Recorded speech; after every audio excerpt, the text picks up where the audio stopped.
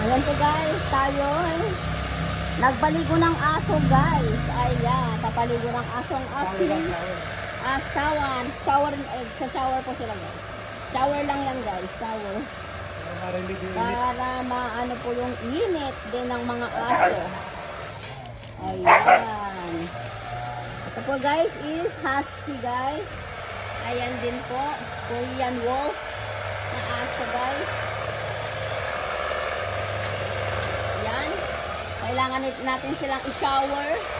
Ayan po yung dalawang husky. Ayan, nag-aaway guys. Hindi lang sa pagkain. Oo. Gusto ng isa, kainin lahat ng pagkain niya guys. Ayan. Shower. Ray! Gagawa niya sa pagkain. Ano tong isa guys? Mautak yung isa. Gusto niya kainin lahat ng pagkain ng isa guys. Ayan.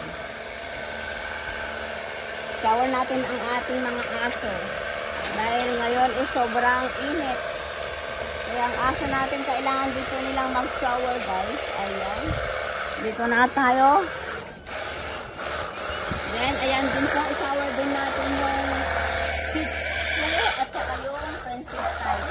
Nagsama ko na guys yung Princess Tag at saka yung Shih Tzu. Ayan po isa yung Ayan.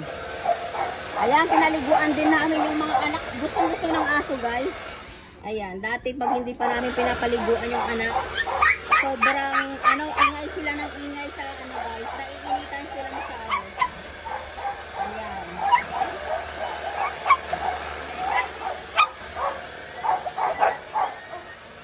Shower mo din sa Ano mo din ba?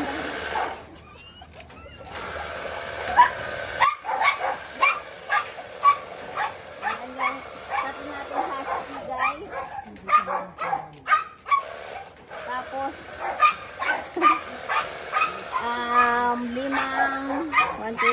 isang Shih Tzu guys, tapos tatlong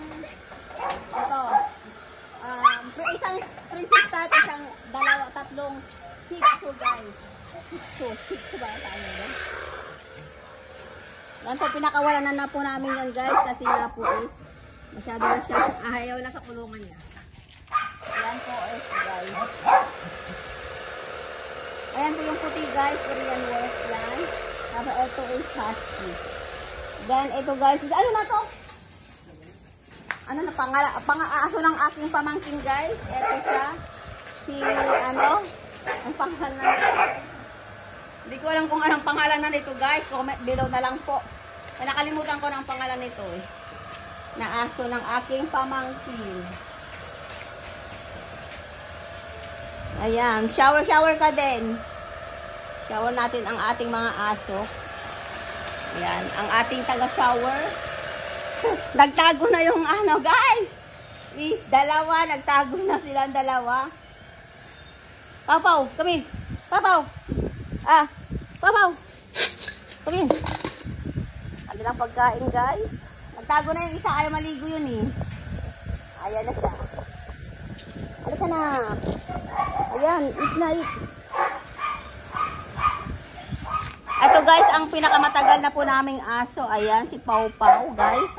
Ayan. Tapos, ito pangalawa siya. Ayan, pilay-pilay na po siya. Yan na po yung pinakamatagal na po naming aso guys. Ayan. Ayan, tahimik yung mga aso natin ngayon guys. Dahil preskong-presko sila ngayon kasi naka-shower na ang ating mga doggies. Ayan po guys. Ayan na po guys ang ating kinakaabalahan ngayong tanghali po guys. Pinashower natin ang ating mga alagang mga aso guys. Ayan. Ang ating taga-shower.